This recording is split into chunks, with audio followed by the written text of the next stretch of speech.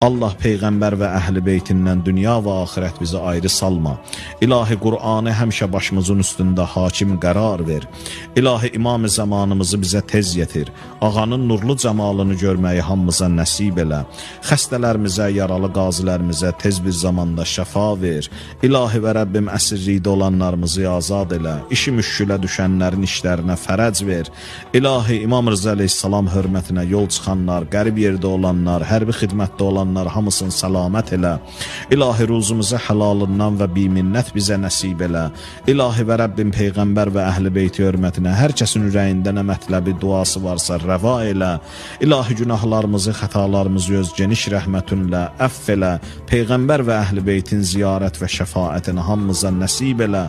Allah işlərimizin, ömrümüzün aqibətin xeyirlə xətm elə. Bağışlamamış bizi qəbr evinə aparma. Allah hər kəsin ürəyində nə hacəti